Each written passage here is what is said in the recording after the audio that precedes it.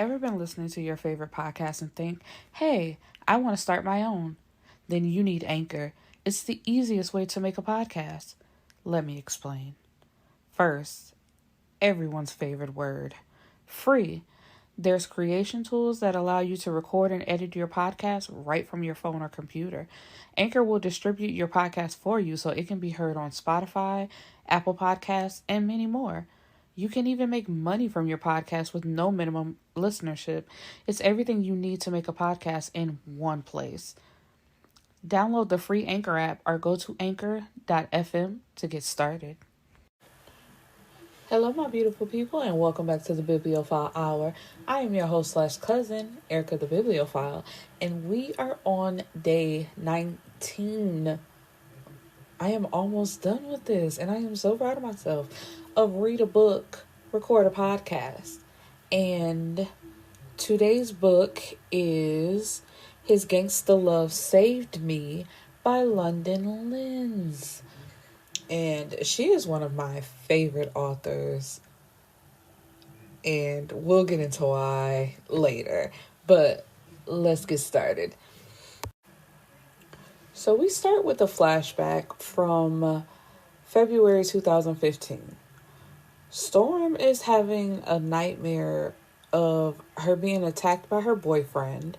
He slapped her, grabbed her up off the couch, and says, "How could you let a whole nigga drop you off? You just gonna fucking play me?" And it's just like, for me getting a ride from somebody, and it's simply just a ride. And before she can even explain, he has already slapped her in the face 3 times. And she explains that it was a AAA guy. Her car overheated and she had to call roadside assistance. And, she's basically pleading like, I would never do anything to hurt you. I wouldn't play with you like that. And he hits her again and then walks out. And she's crying, thinking, how did she let it get this far? And it's only been a year, and the abuse has gotten worse.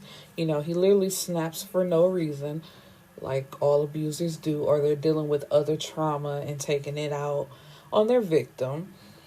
And he accuses her of cheating all the time, but he's the one that's actually cheating. And she met Play when it was like a real rough time in her life. She was going to school and she found out that her family was in a bad car accident and they all died. And she used to sing, and music was her passion because she got it from her parents, but she no longer wants to pursue that. Her family starts with, her mom and her dad. They met in Ireland. Her dad was African American, and he was in Ireland, playing with his band. And that's where he met her mom, who of course is Irish. And they fell in love at first sight. And when she was 1, their family moved to Michigan, and her dad and his brother opened up a jazz club. And then their family grew by 2, where now it's the parents, her, and she now has twin brothers. So, life was great until she got that call about them being in an accident. A semi-truck hit them and sent the car head on into a tree. So one of her brothers flew out the window because he wasn't wearing a seatbelt, and the other brother's neck was snapped from hitting the back of the passenger seat. And then a huge branch fell on the front of the car, which killed her parents. So she has a best friend, Aboya, who's been by her side ever since. They've been best friends since they were kids. And her parents' home was left to her, but there was no way she could stay in there. So she sold it and, kept the family things in storage. So Aboya's parents, they're all family. They look at her as a daughter. Excuse me. But she went back to school after the fact. And that's where she met Play. He approached her. He was real sweet, very attentive, went out on dates. He said all the right things. And then it's just like something changed and he becomes insecure, uh asking questions, popping up everywhere she is, and then listening to her phone calls.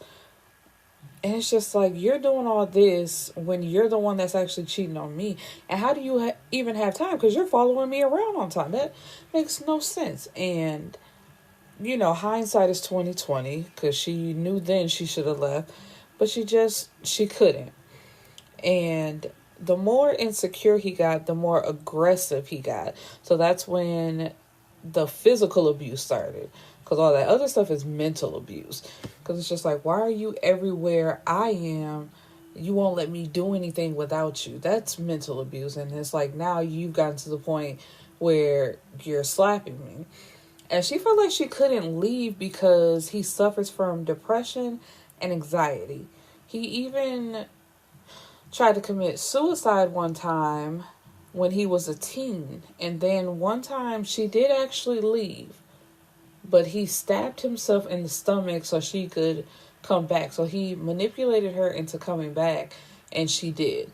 And, things just never got better.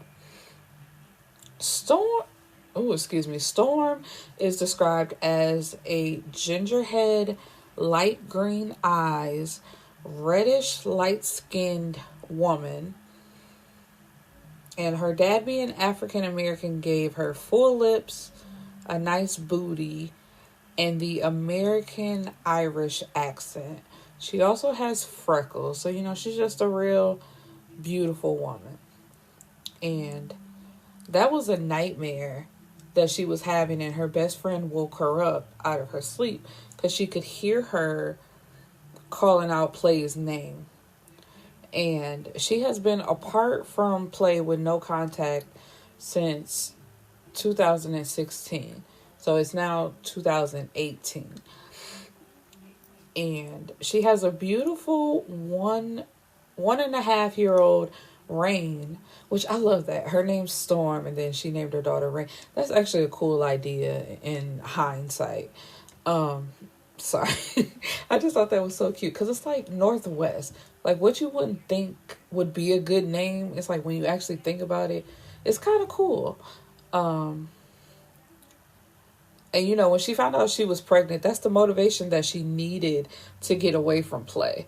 And, she had told him she was pregnant. Everything was going good until she was 6 months, and it was the night of the baby shower. He was drunk and he punched her in her face. And then he stayed gone for a week. So while he was gone, she was also gone. And her baby is basically like a younger version of her. She literally has her whole face. She's also light-skinned or red, which I don't like the terminology, but hey, to each his own. But yeah, she's red with red hair, basically the same as Storm. Like I said, her and Aboya are best friends. They're almost like sisters. They just have a real close relationship, which I love. I wish I had that with somebody.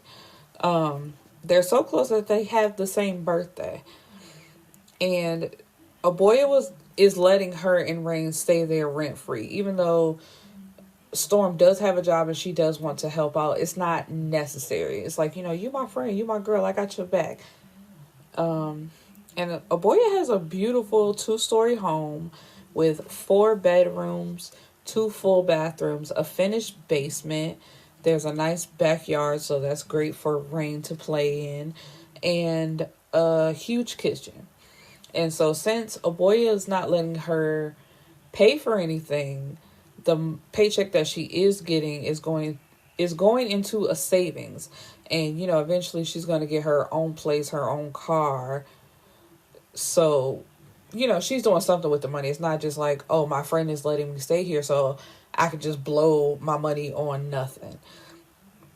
And Aboya asks her, she's like, are you doing okay? Like, how are you doing? and, you need to relax. It's over. You're away from him. And she tells her, I always think the minute that I do finally let my guard down, he's going to pop back up. And when he pops up, he's going to try to take Rain away from me. And it's like, abusers do think that way. It's just like, I can never fully relax because I've been on guard for so long. I don't know how to just let that go. So I completely understand her. Even it's been a year and a half since she's been away from him, and she still just can't take a deep breath. That's completely understandable. Aboya feels bad because she wants to help her friend, like, just completely get over it. And there's nothing that she can do. She just has to stand, by her side and be a support system. She came from a 2-parent household as well, and her parents are psychiatrists. And so when Storm showed up in the middle of the night pregnant, she also decided to become a patient of her mom's, going to see her and talk about what happened to her while she was with Play. And of course, it's free of charge. They wouldn't charge her anything.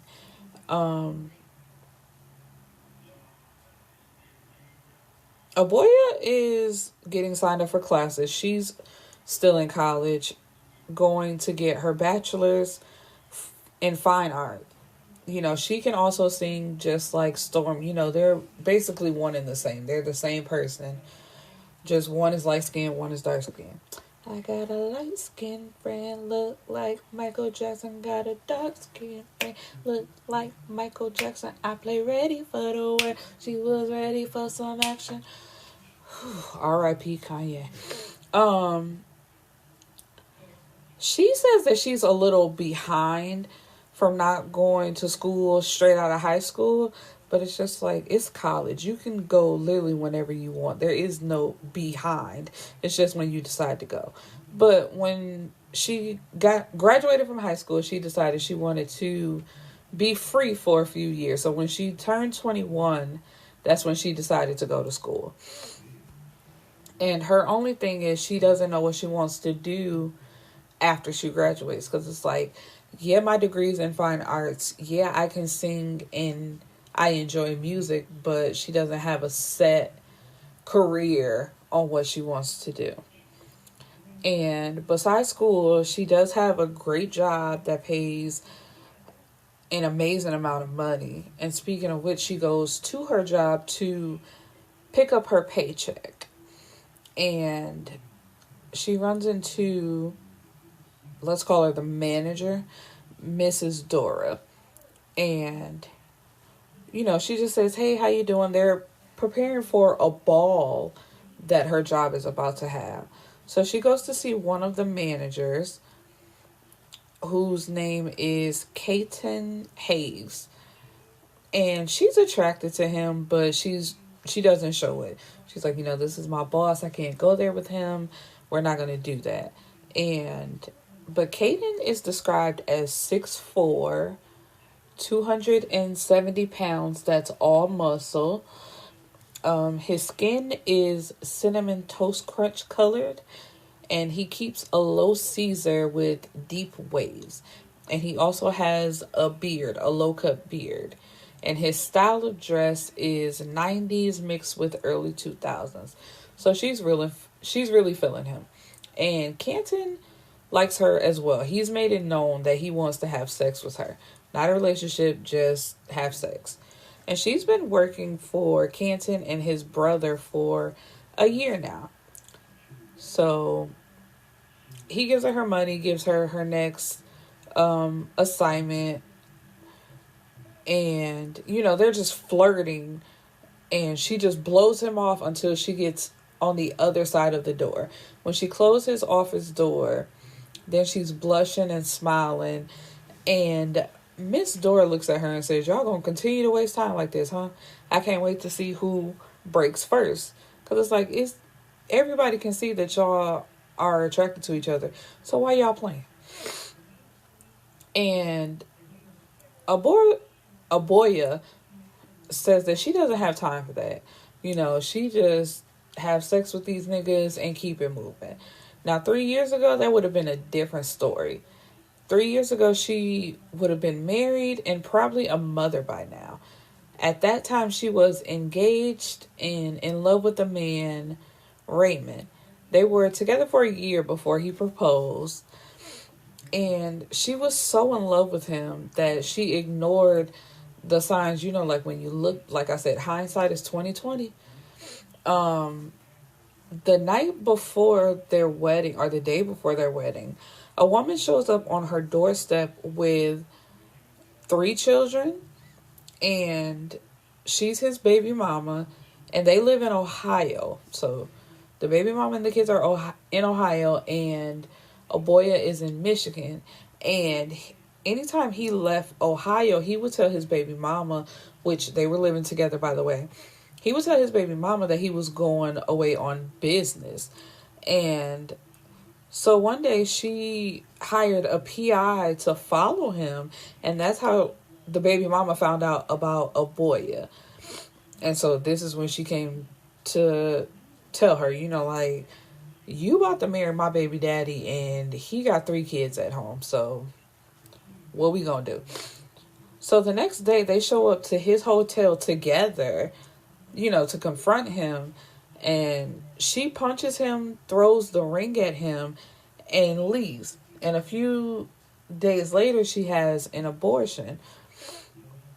And the sad part is, the day that she walked out of that hotel is the last day she heard from him. He didn't try to follow her. He didn't try to explain. He basically just shrugged it off and said, okay. And in fact, he married his baby mama, and they had more kids, and they moved to Philadelphia. And it's just like, I can see how that can scar you and have you feeling away. But it's just like, sis, it's been 3 years. You have psychiatrists for parents. How did you not talk about this and heal from it and go on with your life? Instead, you try to adopt this fuck niggas get money, or I'ma do me, I'm a player out here in these streets. Like, you literally have help right at home. Why would you not take advantage of that? And you're trying so hard to fix your friend, you should be trying to fix yourself. And she calls it having a breakthrough after everything that happened with Raymond, which is her adapting or adopting this lifestyle of just having sex, no emotions, no sleeping over, no cuddling, like nothing, strictly sex, and that's it. But yeah, she said since she had her breakthrough, she's been so happy, stress-free, and she sleeps good at night knowing no nigga is out there playing me. And it's like, you gotta let that hurt go, sis. We are introduced to Damon Hayes, who is walking into his home, and there's a woman kneeling at the door. She has nothing on but a thong and black pumps. And, when he walks in, she takes off his shoes and his socks and puts on his slippers for him. And she says, "Welcome home, my king. How was your day?" Damon is a dominant who lives the dominant lifestyle. And he got into this lifestyle in high school, his senior year of high school. He was like a popular, good-looking young man who was going to college parties. So at one party, he met a senior who told him about the lifestyle. And she was looking for a dominant, and she wanted him to be it. So he had to learn what it meant to be dominant. And when he did learn, he loved it. And that's how he decided to live his life. But he's not a dominant who humiliates his submissives. And then he also met his wife Zoe at a party. And, which I did not, it's not that I don't like that he met his wife at a party, but it's just like, okay, he met her at that party, and like a few hours later they were having sex, still not a problem. But it's the fact that they really didn't have anything in common. There was nothing going on between them but sex. But the fact that she would indulging threesomes with him was the deciding factor of him marrying her, basically. Because anything else is just like, it's an agreement. That's all it is. And now he's starting to regret that because she has no domestic bone in her body and she's spoiled. And it's like, okay, of course, every woman isn't going to want to cook or know how to cook. That's fine. That's not the problem. But it's like, this bitch don't even try. All she do is spend money and act like a spoiled brat. And if y'all not talking and kicking her like that, it's just like, what's the purpose? And I can see how that's slowly starting to mess with him. And he asks her, what did you do today? And she said she went shopping. She found a gown for this ball that they're going to have. And then she fired her yoga instructor. She had the nerve to be 10 minutes late, giving me an excuse about her child being sick. Unacceptable in my book. And so, this annoys him because it's like, really? And he knows the woman. Like, he's personable with his staff where she is not. She likes to treat them as servants, even though that's their job title. It's like there's a way to treat people without making them aware of their title, if I'm saying that right. Because it's just like, okay, yeah, I'm a maid, but you don't have to treat me like a maid. It makes sense in my mind, but it's just like, you don't have to be so nasty and so rude. She basically treats them like slaves. So it's like, yeah, I'm a maid, but I'm not your slave. And so as soon as he heard that, he just looking at her like, you fired this woman for what? But since she's his wife, he's rolling with it. And she asks like, can I kiss you? And because with the dom submissive lifestyle, she has to ask for everything.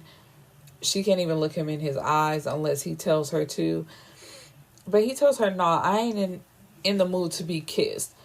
And, it's like after she told that story, he just really don't even want to be touched by her. But he tells her that she can give him some head. And the lady that she fired, I don't know if I said this, but she has 4 kids and she's a single mom. So it's just like, if one of her kids is sick, why wouldn't you give her the benefit of the doubt? And so now, his lifestyle, he's been cool with it so far, but now it's starting to get old. And he wants something besides just being rich. He wants to have kids and he wants to be able to relate to his wife now. It's just like us being basically friends with benefits, because it's like, what else? Y'all don't really do nothing with each other. And they've been trying to have kids for a year, but it hasn't been working out. Last year, she was pregnant, and, they had went to the doctor, had an ultrasound, he heard the heartbeat, and everything was going great. And then a few weeks later, they go back for another appointment, and the nurse can find the heartbeat. So, a part of him was really upset because it's just like, wow, we lost our child. And she was sad for a while, and he tried to do everything he could to make up for it. But, it basically just took time for her to heal. Now, we get into the Hayes background to why they're so rich. They basically run a whole house. Or a escort service. I'm sorry, let me be politically correct. And Mrs. Dora, who Aboya was talking to, she is the madam of the house, and she is in charge of the girls. We are introduced to Zoe, Damon's wife, a little bit more, and it starts with her yelling at the maid who put a last season's dress into the new season's closet, and she just has a fit and calls her stupid, and basically tells if my husband didn't like you because you've been here since he was a kid, I would fire you. And then she's on the phone with her sister telling her, I had to get my stupid ass maid in order. I'm telling you, I want a new staff because these people are getting on my nerves.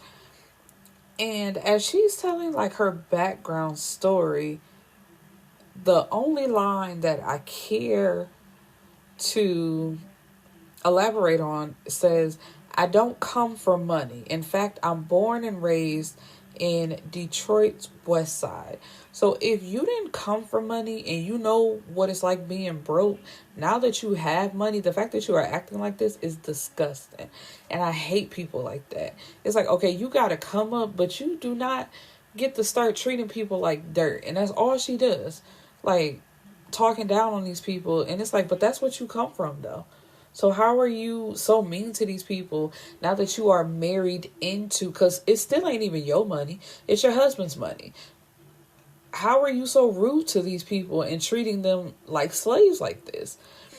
And her story was, they had a normal life and her parents worked normal jobs. There's no suburban life, no special, nothing. There's nothing to her. The only thing she knew is that she wanted a man to take care of her, and God brought her Damon, and so she's been able to upgrade her lifestyle, and she's been a bitch ever since.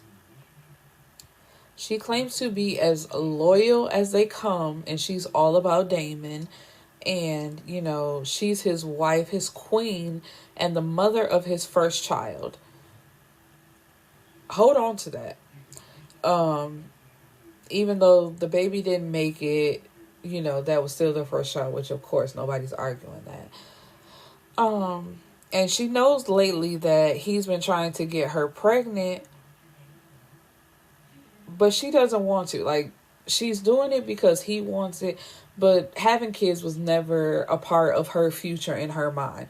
She literally just wants to be fine all her life because she's had her breasts done, her butt done, and she just wants to be pretty. Like, she's done up all the time. She doesn't sleep with a bonnet on or anything like that. She just wears her weave out because, of course, she has to have a weave. Can't have natural hair. Nobody wants that nappy shit. Which, like, Zoe as a character literally makes me want to fight. I hate her. And she sleeps in lingerie. She has to have her makeup done by a celebrity makeup artist. And it's like, okay, yeah, your husbands are worth billions. Your husband is worth billions. But you don't just have to waste money like this. And the fact that he allows her to, Damon get on my nerves too. Because it's just like, why? Okay, you're a dominant. She does what you tell her to do. Why you not nipping this in the bud? Like, you're annoyed in your mind, like, to yourself, but why you not telling her, hey man, cut that shit out? Why you acting like that? That ain't cute, and you shouldn't be treating people like that. Treat people with some human decency, especially since you all about your king and you know him so much and you're his queen. Why do you not know that your actions are turning him off? And so when she meets up with her sister tells her that she needs to get rid of the maid because she would have had her out here looking crazy. I'm like, for a drink? But I said, see, these are rich problems that I will never know. And even if I did somehow become rich, I would never do things like this. It's like, you buy a dress that's last season and then you never wear it again. And it would be such a travesty if you were actually seen in the same dress again from the last collection and you're not up to date with the new collection. Like, man, get out of here. And her sister Mona, she's also married, and her husband has money as well. He's very rich, so they're on the up and up now. But he's old. She married an old white man, and you could tell it's strictly just for the money. But she is sleeping with Canton on the side. Well, she was. She's still trying to keep up with him, but he ain't worried about her. He don't pay her no attention. It's basically like he's done with her now. He has a thing against relationships. And it's like, she's married anyway, so that's over and done with. But her sister is in school, and Zoe thinks that this is a waste of time. You were already married a man with money, so what are you going to school for? What are you going to do? Have a job? Like, girl, ew, peasantry. And it's just like, sis, It's not like you were born into royalty. You literally just married into this money. How are you acting like this? Even like, oh my god, I'm so tired. Because like reading any chapter from her, because they're all in what am I trying to say, first person. So it's just like reading her chapter, listening to her talk, I just want to claw my eyes out. I hate driving myself. I feel so common. And it's like, bitch, you are common. Get over it. But anyway, she has to go meet up with her former best friend who's been calling her back to back to back like it's an emergency. And her friend tells her, I want to go on vacation and you're going to pay for it. And she's like, what? I'm not your personal bank. Like, this is what you called me for. I already paid you. And it's just, paid her for what? Like, what's going on? But her friend, Olivia, she tells her, you are my personal bank. And, unless you want your secret to get out, you're going to give me my money. And she agrees. So whatever Olivia has over her, she has to agree to it. But their backstory is they were best friends when they were little. In fact, her and Olivia were closer than her and her sister, who she claims they're just so tight. And,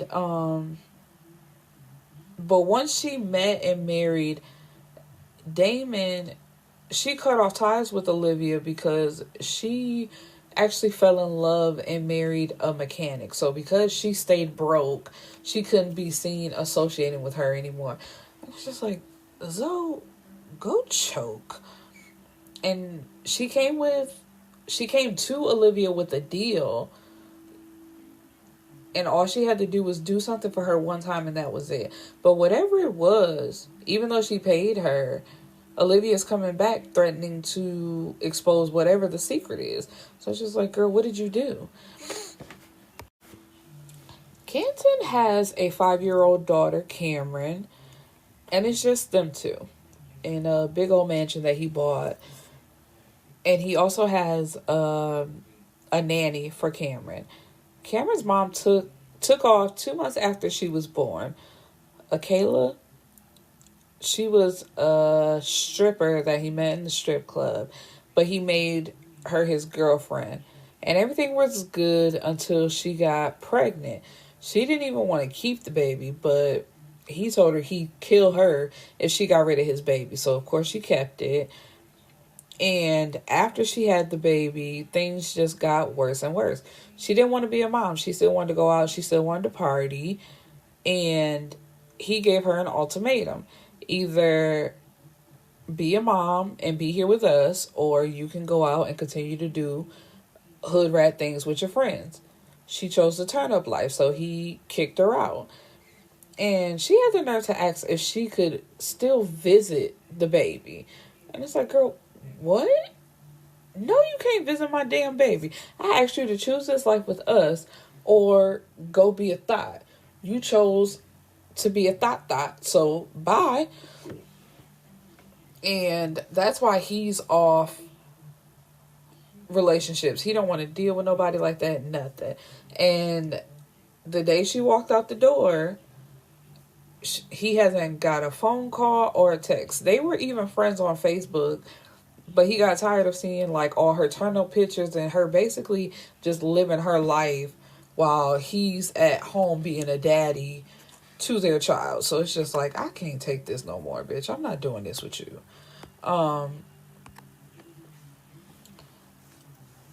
And so now, like I said, he's off relationships or anything like that. Cameron asked him, Daddy, do you think I'll have a mommy soon? One of the girls in my class said, I need a mommy or I'll be lonely. And this kind of breaks his heart because he realized, as she gets older and you're in school and you're learning about the aspects of family, the emptiness of not having a mom is going to bother her in the long run. And so he tells her, you may not have your mommy around, but you will never be lonely. Mommy just needs some time to learn how to take care of you. You're such an amazing little girl, and Daddy only wants the best for you. Mommy just wasn't ready to be a mommy yet, and it is never because of something you did. I can promise all the stars in the sky that you will never be lonely. You got Daddy, Pop Pop, Granny, Uncle Damon, and Minna, who is the nanny, who all love you very much. You have a lot of friends, and everyone you talk to says how pretty you are and how they love you. No way a person like that will ever be lonely.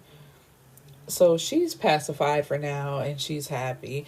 But the more he thinks about it, he's just really upset that Akela left him in that situation. The next day, Aboya comes into his office asking for a favor. Now, they usually don't invite anyone to these events, but she wants him to make an exception. She wants to get Storm out of the house and, just show her a good night out. They have to do a background check, but he gives her a ticket to give to her, so Aboya smiles at him and gives him a hug, and that's one step further of them getting closer to each other, if you will. But they still playing the cat and mouse game. So Storm is at work. She works at a movie theater, and she has to stay late and work a double because the boss's daughter called in at the last minute. And the boss tells her, you're going to be coming in tomorrow because my daughter has shit to do. And I'm just like, wait a minute. How are you as the manager just going, you can't word it like that. My daughter got shit to do. Like, that's not a valid excuse to not come to work. And this is why people don't allow family members to work together, because you start showing favoritism and that's my day off. How you gonna tell me I'm coming in because your daughter got shit to do? Fuck you and fuck your daughter. And that's basically what Storm said, and she walked out and she quit. But as soon as she did, then she felt bad because it's just like, I'm already... She basically feels as if she's mooching off her friend and her friend's parents, and it's like, now I ain't got no job. So what felt good in the moment didn't really feel good later. And so Aboya's parents are babysitting Rain, because they thought she was working, but Rain let her stay there and text Aboya to go pick her up. But Aboya's parents say, just let her stay tonight. It don't make no sense to carry her out. She can stay here with us. So when she gets home, she finds Storm crying while eating a pot of macaroni and cheese. And I thought that was hilarious. It's just like, for all the things for you to cry and eat, why a pot of macaroni and cheese? But Aboya tells her, not to sweat it. It's really not a problem. And you can come work for me. And she tells her all about the escort business and how she can come work for her. And at first she was nervous because she thought Storm may judge her. She might stop being her friend. And she might even tell her parents. So when she runs it down, Storm is just like, okay. Because, although she's an escort, she's not having sex with these men. She's not, unless she chooses to. But it's just like, she's not a prostitute. She's literally just an escort. She spends time with them. She goes out on dates. She's like arm candy, and she gets paid a lot of money for it. There's nothing wrong with that. And Storm tells her, you're my best friend. You're my sister. You don't have to keep anything from me. I would never judge you or stop being friends with you. As long as you're safe and you're never pressured to do anything that you don't want to do, it's not a problem. I'm not going to judge you. And so the next day, that same night, Aboya tells her about the ball. And it's like, you get to see a little bit of the things. And, she gets her dolled up the next day. They go out, get pampered, hair done, dressed. Everything is great. They get to the party. She's having a good time. And then Canton comes over. And, they're introduced to each other. And he tells her, I hope you don't take this the wrong way, but we hope you come back because you're so beautiful. And then he says, has Damon seen you? He needs to see this. And so when he brings them over and they see each other, they basically just have a stare off of looking into each other's eyes and not paying attention to anybody around them. It's like a very interesting moment because it's just like, how do you see this married man just lock eyes onto this woman? And it's like they're holding hands that whole time and just staring into each other's eyes. But then she looked down and she felt his ring as well. So it's just like, this is a married man I'm just basically admiring in open view. So she takes her hand away from his and steps back. But she has to go to the bathroom to collect herself for a minute. And when she comes out, she runs smack dab into him. So he was waiting right by the door. And he tells her, I want you to come back tomorrow noon, to have a conversation. So at the interview, they're just talking. He wants to know her backstory. And she tells him everything. And she gets a little choked up talking about her parents. And he pulls her into a hug and just basically lets her cry for a second. And, he's just like, don't worry about it. Everything's going to be fine. You're strong. And, you've got this. And she mentions that, I'm not always like this. I have a boy in her family and I have a beautiful daughter. So, I have purpose and I'm not just going to be crying all over the place. And this fool, because I know I told y'all that at the beginning of the episode that Londyn Lenz is one of my favorite authors. It's because she says some of the most off the wall shit that I love. I live for it. She creates mess that I love because it's just like I can read this and just be like, wow. Because all of her characters, like, they're obsessive.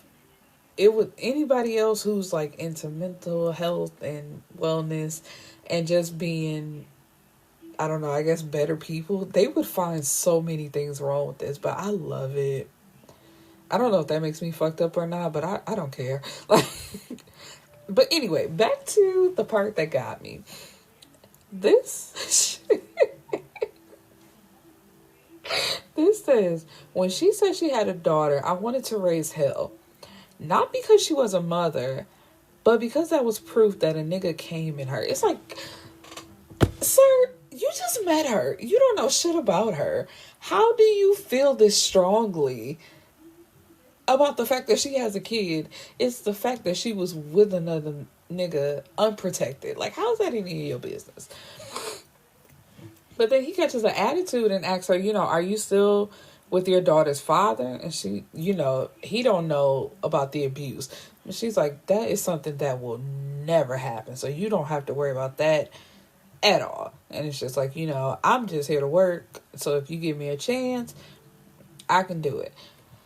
And they have like a little power play exchange because he gave her a glass of champagne and he brought over a tray of hors d'oeuvres. And she didn't touch either one. So he's like, you haven't touched anything. Go ahead. And she says, basically, no, I'm not hungry.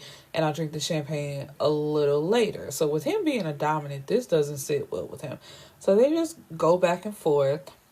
And she's like, I just really want to know if you're going to give me a chance. Because all this time he hasn't said whether or not she actually has a job or is going to join the team, basically. And so eventually he says, yeah, I'm going to give you a chance. And do you want to be escort with restrictions or no restrictions? So with restrictions is the not having sex, only going on dates. And the no restrictions is if you choose to have sex, you can have sex for money, on these dates or whatever. And so she says, I'll be doing the same as Aboya. And because he wants to get in her head, he says, do you think that's best? And she was offended because she's like, what does that mean? You think I can't make any money without having to open my legs?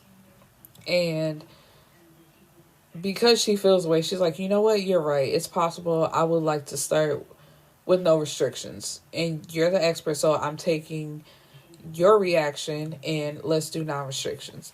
So this also upsets him, and he's like, man, you don't know shit about doing that. You're going to take your stupid ass out there and don't know what the fuck to do. So it's just like, damn, I can't win for losing with you. And she's like, you got me fucked up. And he has to realize that he is kind of getting too upset for a woman that he really doesn't know. So he tells her, you know what, my bad. I'm on some other shit. I'll have your contract drawn up and, you know, we can go over all of that right now or you can come back. Canton was in Ohio taking care of some business when he got a call from Cameron's school that there was a threat. He tried to call, like I said, he tried to call his mom. She couldn't answer. He tried to call Mina, but it was her off day and she was unavailable. And although they had the person who made the threat in custody, he still wanted his daughter. So the only person he could call was Aboya. And, you know, of course, she agreed and she went to go get her. So when he makes it home, he finds them in Cameron's room watching Beauty and the Beast singing Be Our Guest, which is my shit. I love that book so much. But anyway, as they're having fun, Cameron stops and asks Aboya if she going to be her daddy's wife so she can have a mom. And, you know, Aboya has to tell her, no, sweetie, I'm just your dad's friend who needed me to pick you up from work. And Cameron says, I'll never have a mommy. And that, oh, my heart just breaks for the little baby. Aboya tells her, you know, your daddy may get a wife and you will get a mommy. But if you don't know that so many people love you very much. And this is when he knocks on the door to make his presence known. And Cameron asks him, you know, can you marry Aboya so she can be my new mommy? But they managed to distract her and get her onto something else, like a Frosty from Wendy's in the kitchen. And he tells her, you know, good job, thank you for looking out. And she tells him, you know, it's okay, it was an emergency and I'm happy to help. You know, I didn't even know you had a daughter. And he's like, yeah, I don't talk about her a lot because that's not nothing to talk about. And they have like a moment and he tells her, you know, I'm tired of playing with you. So tomorrow night, come to my condo and we gonna do this. We gonna have sex. It's like, you say no strings attached. Cool. That's exactly what we gonna do. Don't worry about it. And Cameron asks her, can she come back to play with her? And Canton is trying to nip that in the bud. It's like, he's really thinking like, I shouldn't have even had her do this because I don't want you involved with my child like that. But Aboya promises to come back later in that week and watch a movie with her or something like that. And as she's leaving, Canton tells her, you know, you didn't have to do that. And Aboya says, you know, it's no problem. I don't mind playing with her. And then, like, he gets this look on his face. So she's like, what's the problem? He says, yeah, I'm good. I just don't think that it's a good idea for you to see Cameron again. We agreed to just fucking and that's all. All this other shit, I'm not with that. And it's like, what? She's like, I just agreed to one play date. And he said, it's not that. It's you bonding with my daughter knowing damn well that you ain't here to stay. So you gonna get her feelings involved and get her close to you. And then you gonna bounce when I'm tired of fucking you. And it's just like, really? Storm is feeling some type of way because it's been 3 days since she, like, signed her contract and she hasn't been requested yet. And a boy has to tell her, it was 7 days before I got my contract. So, you know, it doesn't just happen right away. And plus, you're gorgeous. Like, come on now. Even Damon knows that, and she just had to throw that out there. She's like, man, you should have seen how that pouting ass nigga gets when he is told no. Spoiled princess ass. I said, read him then, girl. So later that night, Aboya is having a date with a guy named Steven, even though she's supposed to be getting ready for going to Canton's condo. But she said she's not doing that. Since he had such a fit and was rude to her that night at his house, she's not even agreeing to the friends with benefits thing. But Canton texts her like, so you don't see me texting you? She said, I do, but I'm just not in the business of dealing with you tonight. And he's like, man, get out your feelings. And come on. And she's like, nope, because he sent her the address, the codes, and all that type of stuff to get in. She's like, nah, I'm good, and I ain't got time for you or your mood swings. So he just texts back, okay. Now, when she gets to Steven's house, Steven done cooked dinner, and she done told him once before when she went over to get some sloppy toppy, like, that's literally all it is. It ain't nothing else. This ain't a relationship. Don't be looking for nothing. So now when she come over looking for the same thing, this fool done cooked dinner, talking about he just got off work late, so he figured, you know, he had to cook something for himself, so he might as well cook something for her too. It's like, nigga, I don't need you to cook nothing for me. I told you what, like, why do I have to keep saying this? And so anyway, they sit down and eat, and here he goes. So how was your day? A boy said, you know what? There's a new episode of Law and Order on demand. Let's watch that. Let's go in the living room and watch that. And so he's like, you know, it's one in the bedroom. She's like, no, let's go to the living room because you don't listen. And she's already made up in her mind, like, after she gets through this night, he going on a block list. It's like, I'm not finna keep dealing with this with you. You going on a block list. But anyway, they're interrupted by banging on his door. And guess who it is? Can't. That's like, nigga, first of all, how did you find me? But how you just banging on this man's door like this? And she's like, you know, what are you doing here? He said, no, what? The question is, what are you doing here? Didn't I tell you don't make me have to come for you? And Steven, you know, he got to try to protect his manhood a little bit. He's like, man, if you don't get out my house, and Kenton don't do nothing but drive his elbow into his face and hit him square in the nose. And so he picks her up and puts her, or no, he tells her, you know, get up and let's go. And she walks out to his car. And she's like, wait, I can't leave my car. He's like, man, if you don't get your ass in my goddamn car and stop playing with me. And she's like, can I at least close his front door? Because, you know, Steven laid out on the floor somewhere. And he's like, man, walk back to that porch and see what I do. Get in the car so we can go. And when they get to his condo, he makes her take a shower because, you know, she was just with somebody else. Even though they didn't have sex, it's just like, you was just all over that nigga. Get in the shower and wash up. So she does. And it's like she's annoyed, but she's turned on at the same time. So she don't know what she want to be. And she opens the cabinet to see that there's 2 rolls of deodorant. And she figures that this is definitely his whole crib. But she doesn't mind because, you know, they're just fucking. So it's not a problem. But it's like, if it's not a problem, why you snooping, sis? I see you see the deodorant, but it's just like, I would have asked him, like, hey, where the I wouldn't touch nothing. I want you to give it to me. I'm not trying to find out no clues. If we just fucking, we just fucking. So, although she's been seeing a lot of different guys and getting hit, she hasn't been doing anything with anybody. So, since the fiasco with her ex-fiance, she hasn't had sex with anyone, and that's been 3 years.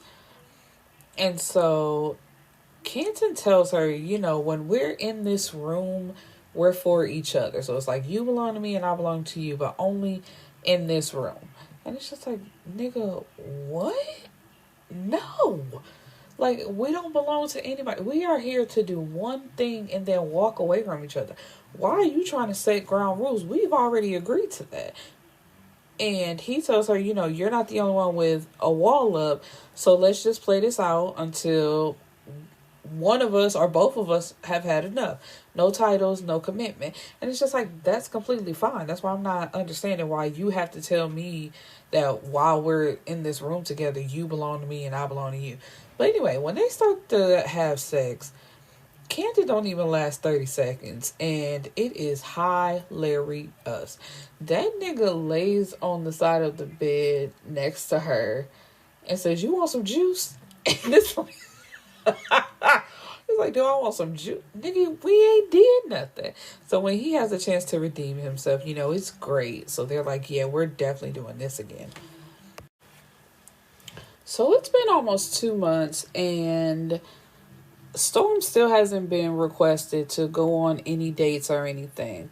So she's walking through Target with Rain, and she just makes the comment, "What do you think, baby? Do you think mom will look good in some khakis and a red shirt?" And a voice behind her says, "No, khaki doesn't do shit for your figure." And it's Damon, but she tries to walk away from him because it's like, nigga, the last time I talked to you, you was on some bullshit, and I really ain't got no words for you. And so, but he asks her, "Why are you trying to work here? This wouldn't have anything to do with you not getting called for a job yet, does it?" And, she puts her head down and she's like, "Yeah, it does. I need money." And he tells her, "You don't ever have to be nervous around me. If you needed money, why didn't you just come to me?" And she's like, "Because we barely know each other. I work for you. It's not your job to give me money. And, I haven't worked for it. I need to earn it." And he says, "If you didn't know then, now you know now that you can come to me." And she tells him, "I'm just not comfortable with that. Like, I want to work. I'm not just taking money from you just because." But his rebuttal is that he has a proposition for her, so she needs to come back to his office later that evening. So she's like, "Okay, cool. We have to go." And she pulls up the Uber app, and this man almost has a conniption. He's like, "Man, you out here with your baby in an Uber?" And she's like, just yell out my life story in Target, please." And he's like, "Man, I don't give a fuck." "Okay, you may not give a fuck, but I do. Like, shut up. Okay, I don't have a car. Like, no, I don't. So yes, we're using Uber." But anyway, he tells her, "I'm taking y'all home." So they make their way towards checkout, and the cashier tells them, "Your family is beautiful." So she's about to correct her, and he says, "Thank you, ma'am. I wish this lovely lady thought that. All I'm trying to do is give her and our daughter the world, but she keeps running from me." And we might have would have fought. Well, the baby took to him immediately. She's smiling at him, trying to share some of her cookies. So it's cute, but it's just like, don't play with my child. Talking about our daughter. Nigga, this ain't your damn daughter. But anyway, so when they get outside, they walk up to his white G-Wagon. And I only mention that because I love the G-Wagon. I know people think it's played out and it's overrated, and a lot of people really don't like them, saying they're not even all that. But I feel the opposite. I love the way a G-Wagon looks. And I don't even drive. Like, I don't even know how to drive. But I love the way that car looks. That would be like literally my dream car. I love that car. Okay, my bad. I'm just fangirling over this car. Anyway, so when they get to his car, they realize, well, she tells him the car seat that she had is in the car, the Uber car that was supposed to come back and get her. So they turn right back around, and he goes into the store and buys a car seat and a stroller. And Storm has to remind herself, like, he's married. Don't look too much into this. He's married. Don't look too much into it. Like, basically just repeating that, like, he is married. Remember that he is married. So she texts Aboya to see if she could keep Rain so she can go to this meeting. So later at the meeting, he tells her, "I have a job for you."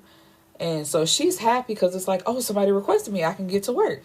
And he's like, "Yeah, they came highly requested too." And when she's like, "Okay, so who is it?" It's him. He wants her to come to his house Friday afternoon until Monday morning and be his weekend submissive with his wife. And, At first she's upset because, oh, I got ahead of myself. I'm sorry.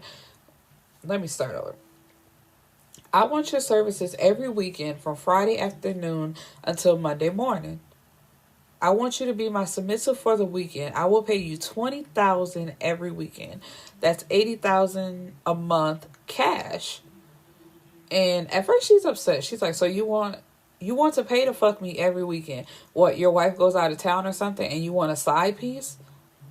First of all, you better straighten up that nasty attitude right now. You too damn fine for that shit, and it ain't even you. Second, my wife will be right next to you, waiting on me to tell her when and where to fucking make a move. She's 100% in this with me and agrees with what I do and what I'm setting up with you right now. And he's like, look, I want you in my home for the weekend. You will have your own room, access to a personal chauffeur, like all the things that come along with his lifestyle, money thrown everywhere, whoop, whoop, whoop. And she agrees. It's like, let's see where this goes. But she also is a little hesitant. She's like, is this because you feel bad that I don't have a job? Like, why do you want me a part of your lifestyle? And he's like, let's be honest. Since we've met at the bar and our eyes locked, you wanted me and I wanted you. I know that I'm married and you're a good girl who doesn't believe in such a way, but rather you know it or not, most of your clients would have been married. So what's the difference between you doing it with them and doing it with me and my wife? So, he seduces her a little bit and says, say yes. So she says yes. I'll be yours. And here is the start of a crazy relationship. So later that night when Damon comes home to Zoe after they have sex, that's when he tells her about the whole arrangement. And she just goes along with it. The next day she's having lunch with her mom and her sister. And Mona is slouching because for a married woman, she is stuck on Canton and what he's doing and the fact that he's not returning her calls. So their mom gets her together about that. Like, girl, you got a husband that you need to be worried about. Don't be worrying about this boy. He was a boy toy. Y'all had sex. Get over it. And then she tells Zoe, you need to be a grown woman and just pay Olivia so she can shut up. This is a situation that you dug yourself in, and trying to play hardball could result in her actually revealing your secrets. And then she's like, you are also a woman who foolishly signed a prenup. So if this ever gets out, you will be left with nothing. But then she also tells her the next time you talk to Olivia, use reverse psychology. Tell her that if she does that, then she will be stopping her cash flow. She's poor, sweetie, and she works a 9 to 5. That gives you the upper hand. And I'm trying to understand, because it's like, if her family worked normal job, like her parents worked normal jobs, as I said in the beginning, like, where are they getting this attitude from? I don't know if that's a typo on London's part. Like, if she wanted them to be wealthy and just became even more wealthy dealing with Damon, or, you know what I mean? Like, I'm a little confused because it's just like, where's this attitude coming from? It don't make sense for y'all to act like this when y'all just got into money. Sorry, I'm confused. Because, like, now that I'm reading it back, I'm like, wait a minute, this don't make sense. But anyway, later that day, she's meeting Storm for the first time, and she goes all out. She got on her Givenchy dress. She got some new red bottoms that she bought just for today. She's basically trying to assert herself as wife, woman of the house. Remember your place. And, she loves that. That's all she loves. Damon stopped by his parents' house because his mom cooked. And of course, Zoe don't cook. So it's like, am I passing up a home cooked meal from my mama? No. But while he's there, he's talking to his dad. And he's telling his dad that he doesn't feel good about Zoe. Like, he feel like she being sneaky. And he don't really know what it is. Like, lately she's been clinging to her phone. Her phone is always in her hand, and it's just like something don't feel right, and I'm gonna get to the bottom of it. And he says, I could care less about who her father is. If I catch any foul shit, I'm kicking her out. And once again, I'm confused because his dad says, think of the business. Zoe's father knows a lot of prestigious people who are great clients. And it's just like, I thought these people had normal job. What is a normal job? Maybe that's where I'm confused at. But anyway, Damon tells her, you taught me loyalty and to keep my circle tight with people I can trust. If I can't trust her, I'm done. I don't care if I'm married. I don't care about her father. I don't care about none of that. And so as he's leaving, his mom says, so you're having problems with that stuck-up wife of yours, huh?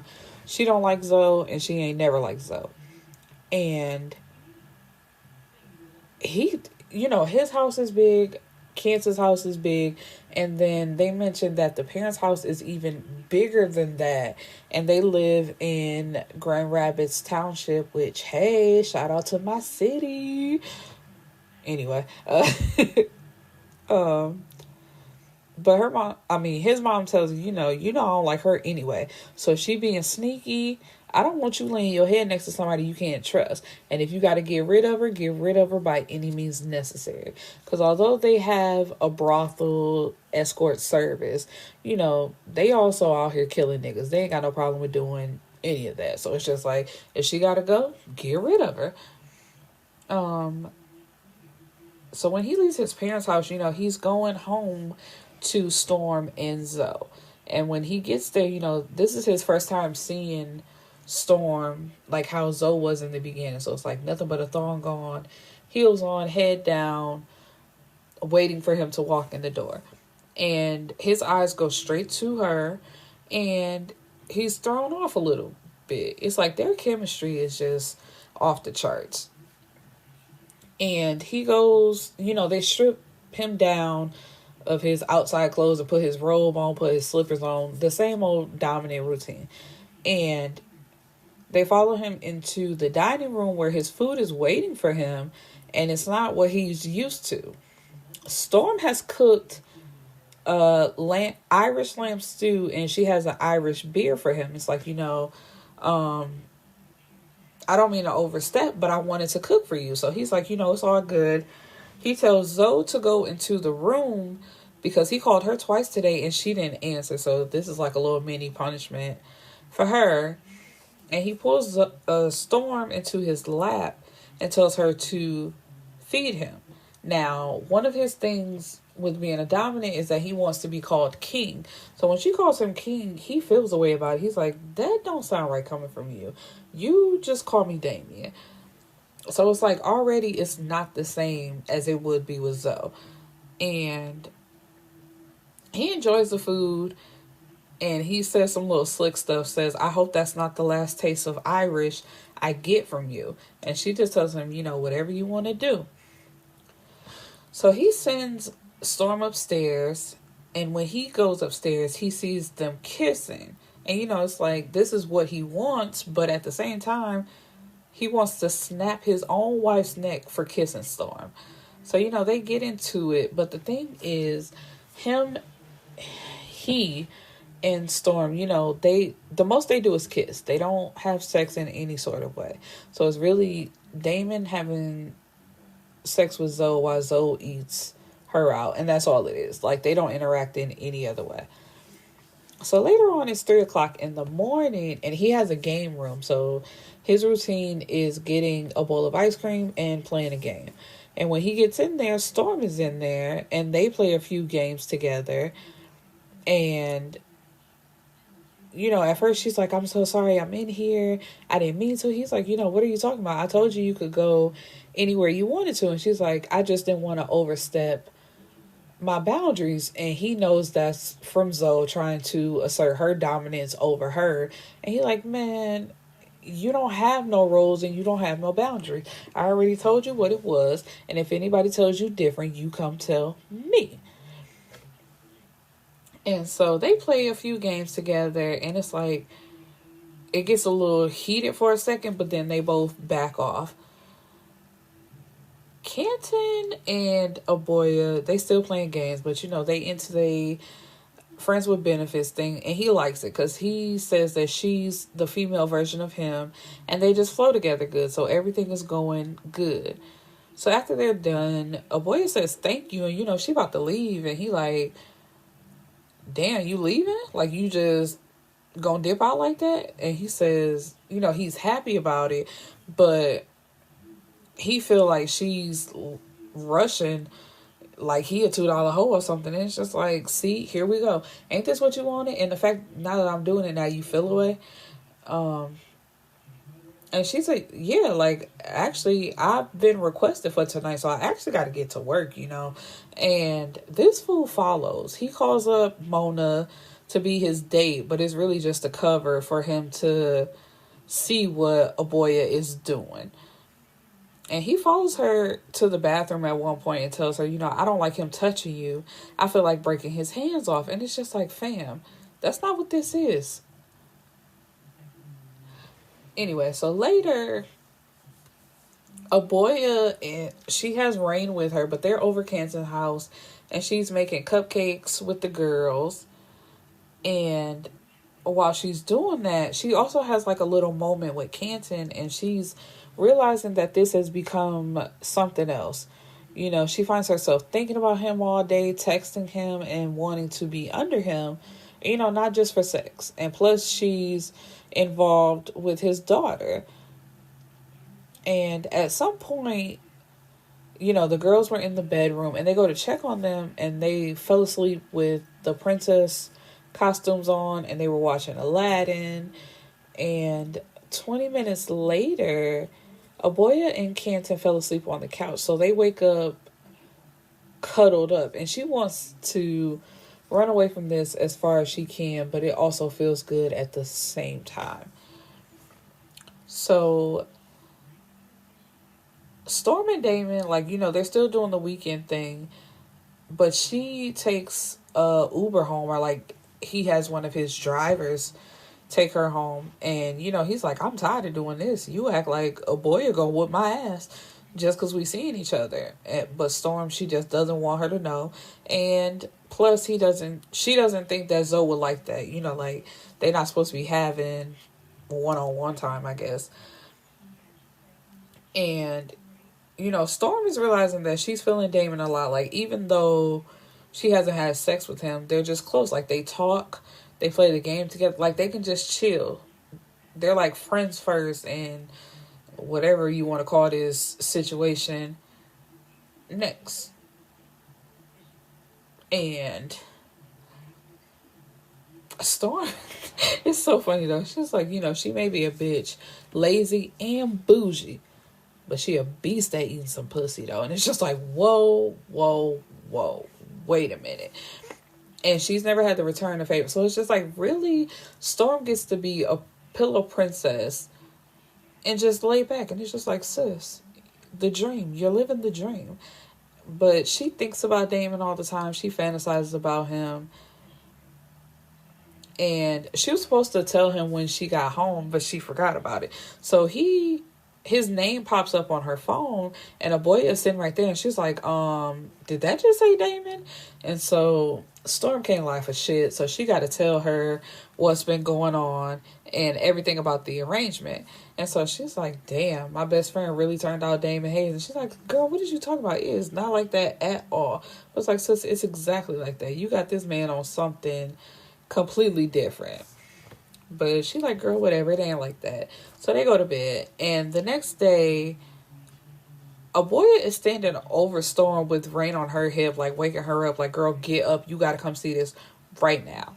So outside is a princess playhouse with a slide attached to it for Little Miss Rain, as well as a Mercedes-Benz G-Class pink Hot Wheel with a bow on it. But that is nothing compared to the actual G-Class truck that is sitting in Aboya's driveway with a big bow on it. There's a card inside of the card that says, just go with it and enjoy. I got everything covered. All you have to do is cruise, from Damon. And a boy tells her, bitch, you can front all you want, but Damon is on you thick. He married, and I know that conflicts you, but sis, he has given all the signs that there's something there between y'all. And she tells her, in another world, the four of us would be so good together. So it's just like Aboya with Canton, they would be in a real relationship. And so would she and Damon. And so Aboya has taken a step back from Canton. They hadn't talked in 3 days. And Canton calls to see, he's like, what's up with that? And this is when she tells him, we need to cut this out. It's going way deeper than what we thought, and I'm done with it. And all he says is okay. So we should know when he say okay, that's not good. So her and Storm go shopping, and after they're done shopping, they decide to go out to eat. So who do they see when they go out to eat? Canton and Mona again. And at first, from where she's sitting, it seems like only she can see him. She doesn't know if he sees her or not. And when it's time for the bill, the waiter lets them know, like, oh, that gentleman over there paid for it. And he raises his glass up to her. And so she walks over to them. And he says, Aboya, to what do I owe the pleasure? It's like, nigga, don't act like you ain't seen me sitting over there. And you paid the bill. So she says, I just wanted to say thank you for paying our bill. And she picks up an ice bucket and pours it on him. And her and Storm, walk out. And he calls her, but of course she's not going to answer. And before she can block him on her phone, he sent her a text, Jesus, saying, I'm fucking you up the next time I see you. But she just puts him on the block list. And this is when Canton admits that he's feeling her and he's ready for them to be in a real relationship. And of course, a factor of that is how she is with Cameron. So it's just like, you're real good with my daughter and you got her attached to you. So yeah, we're going to be in a relationship. And Cameron, I don't know why a 5-year-old needs a cell phone, but she has one. And Cameron call her on her phone, and Aboya answers, and it's just like, of course, we're not gonna block the baby. The baby didn't do nothing, nigga. Fuck you, but the baby ain't did nothing. And so she's FaceTiming Aboya, saying, can you come over? And Aboya tells her, sweetie, I gotta go, but I'll talk to your dad about that later. And when Cameron hangs up, she's giggling and blushing, and her dad is like, what's going on? Cameron says, Aboya's male friend kissed her right here like you do. And she points to her neck. So, of course, this sets Canton off. He looks up her name in the app that they have for their escort service. The place is called the Pleasure Palace. I should have said that in the beginning. But he goes to her name, and she doesn't have any requests for that night. So he knows that she's on a real date, with another guy. So he calls up some of his friends or employees, I don't know, and tells them to get eyes on her and get him an address. She blocked him on her phone so he couldn't track her that way. So he finds out where she is, and he goes there, and he has his friends start a small fire to get all the people out of the building. So when Aboya walks out with her and the guy that she's with, he has taken all of her tires off of her car. So he tells her, you look like you need a ride. I got a car right here for you. And she's like, did you do this to my car? And of course that crazy nigga did it to your car. So anyway, he takes her back to his place and tells her, we doing this for real. We not playing no games. We're really going to do this. No games whatsoever. And she agrees. Basically, it's just like, can you fight with a nigga who does crazy shit like the way that he does? But she likes it, though. It's just not against her will. She likes this shit. And they go check on Cameron, because before he left, he told Cameron, I'm going to go get Aboya for you and bring her back. So when they go check on her, she's asleep, of course, because it was already late at night. And he tells her, it's all good. You're staying the night and you got tomorrow. And she tells him like, "Oh, I've been request." He's like, "Girl, if you think you still working as an escort for me while you my woman, you got shit twisted." And she's like, "I gotta have my money. I gotta have my job." He's like, "I got you. I promise. Like, we done with this. I'm gonna take care of you." It's been a month, and Damon said something, one day while they're working. I noticed something while going over the books. Aboya isn't on the roster anymore. What's that about? Kim like, yeah, so, like, that's been my woman, and she ain't doing this no more. Like, I got her bills, that's no problem. And Damon says, she's cool, so I ain't got no problem with her being my sis. And Cantor turns it on him, like, so why you playing with my sis? And he like, man, I've been with Zoe for 3 years. I can't just drop her like that. I feel responsible for making her my wife just because she adapted to my lifestyle. And it's like, see, that is where you are all wrong, all wrong, all wrong. And he says, I never knew the type of bond between two people could exist between two people before I met Storm. But Zoe is still my wife, even though I feel like she been on some snake shit. And I'm like, Kenton, I'm like, snake shit? And she's still, well, not the still breathing part, but it's like, you still with her? Because that's what he said. He was like, snake shit? And she's still breathing? It's just like, why are you still with her? Why are you with somebody you feel like you can't trust? Back to what Mama Hayes said. It's just like, and you laying next to this hoe every night? Make it make sense. But he says, I got to see what's going on first. Can't just kill her with no proof. And Cantor tells him, man, Zoe don't know how to do nothing but rack up a credit card. You better quit playing with Storm before you lose her. She already going on dates. And that makes him so upset. It's like, oh, you didn't know that, huh? And Cantor has a point. It's like, you can't go getting mad at her or trying to call her when you laying next to your wife every night. Why are you worried about what she doing? But as soon as Canton leaves, he's FaceTiming her. So how was your date? Like, nigga, how's your wife? Like, why are you in my business? And she tells him, I know we have this weekend thing going on, but you still married and I'm single, and that's what single people do. And basically, he ain't trying to hear that, but she tells him, you being spoiled right now. You can't have both and basically try to claim me when you have a whole wife. This is just a weekend thing. And she also tells him, like, if that's the case, I think we should stop this while we're ahead. And part of him knows that she's right, but he's just not ready to hear that. And so he gets a call, they end that conversation. And he gets a call from one of his security guys, and he lets him know that Zoe has a burner phone. Like, she was making a call and it wasn't on her iPhone that she's known to have. And so he's like, what's the move, boss? What you want me to do? He's like, I got it. I just need to know that information. So Zoe bought the burner phone to contact Olivia so she wouldn't be calling her regular phone. And she just thinking she's so smart. But that's listening to her dumbass mama. Her mama don't know nothing. And she wasn't going to be meeting with her anymore. Her mom, her sister, Mona, was going to be making the drop-offs for the money, but she been in her feelings lately about Canton because Canton now has a girlfriend, so her mom is making the payments for her. But when she gets home, she wasn't expecting Damon to be sitting at the edge of the bed waiting for her, basically saying, like, why do you have a burner phone? And she's caught off guard, and he like, man, tell me right now why you got this phone. Like, what is the purpose? This bitch yells out that she's pregnant.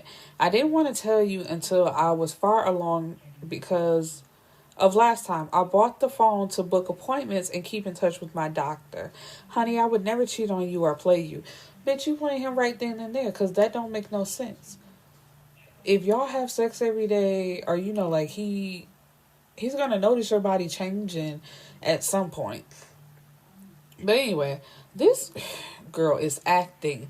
She says, Damon, you have been having me so stressed and at high risk. And she starts crying. And she's like, you think I don't know what's going on with you and Storm? The late night meetings in your game room, the phone calls, and the way you change when she comes around. Damon, I'm scared of losing you and then stressing me and our child out. And she grabs at her stomach and rubs at it as if something is there. It's like, ooh. But niggas are stupid. And so that's all he wants to. I shouldn't call him stupid. I take that back. Because she's also tugging at the one thing that he kind of wants, though. He's made it known that he wants kids. So, of course, he's going to drop everything to focus on the child. And, of course, her, so she's not stressed out. And so he apologizes and says that he'll fix it. And, just don't keep anything from me. And she tells him, I just need you all here. Say goodbye to Storm and these little weekends. I want a stress-free pregnancy with no problems. And so he's like, you got that. And he gets up and he walks out. And when she hears that, she calls Olivia and tells her, give me a price and I'll pay you, but I need more from you. I'll call you in a few days with the details. So it's like, you still on sneaky shit. And, now her thing is she really has to get pregnant because the bitch lying. She ain't really pregnant, but now she has to get pregnant so her story will fall together. And it's just like, how are you trying to get pregnant when you don't even want kids? Never mind. Women would do anything to keep some money and to have a certain lifestyle. Anyway, Storm went on a date with one of her old co-workers from the movie theater. And, she agreed. It wasn't really nothing because she's still feeling Damon, but she just went out to go out. So that was a few days ago. No, what was that? Last night. But now it's like the next day or whatever. Anyway, there's a knock on the door. Aboya isn't there. She went to go spend the weekend with Canton and Cameron. And it's Damon at the door. He tells her, I need to talk to you. So can you either let me in or come out here? And so she goes outside to talk to him. And he tells her, after we hung up, I thought a lot about what you said. I think you were right about us ending things. I'm married and it's not fair to you to keep this up knowing how we feel about each other. It's not fair to Zoe either. And this is like a shot to Storm's heart. Because it's like, even though that's what she said, it still hurts. And it's just like, do I have a right to be mad? Was I wrong to want to cling to him and beg him not to leave me? Should I slap him? Do I have the right to cry? Yeah, I said we shouldn't do this, but it's like, now that it's actually happening, I like you too much for it to actually end. But she can't say any of that. She just has to, basically, you're right, and I have no choice but to respect that. I never want to distract you from your marriage, so thank you for being honest. And she tries to give the truck back and the gift, and he's like, nah, man, that's not... I didn't give that to you to take it back. So, I still got y'all. And she's like, nah, if we're going to be done, let us be completely done. You can focus on your marriage and I'll just go back to doing my thing, thanks, goodbye. And he tries to grab her arm and she's like, please don't, just let this be over. And she goes in the house and slams the door and she does break down crying because it's just like, fuck, I really fell for a married man. And she goes to check on Rain and she's still sleeping. So she goes back outside on the porch to get some fresh air. Somebody calls out her name, but at first she doesn't see anybody. But then she sees someone who is walking up the walkway who looks like Play. And it's like, what the hell is going on around here? And he's smiling, asking, hey, how you been? Like, nigga, we're not friends. What are you talking about? What are you doing here? How did you even find me? And he steady walking closer, talking about, I'm not here to scare you. I'm different than before. All I want is to be in my daughter's life. And of course, this has been her nightmare from the very beginning of him popping up and trying to take her daughter away or interacting with her daughter, their daughter really, in any way. So she runs back in the house and locks the door. And she hysterically calls 911. Because, nigga, the last time I saw you, you punched me in my face. You're an abuser. And you just popping up out of nowhere. And so we end this with, of course, 911 answering and saying, 911, what's your emergency? And it's to be continued. So, all right, I hope to see you guys back tomorrow for day 20. Peace and blessings, my beautiful people.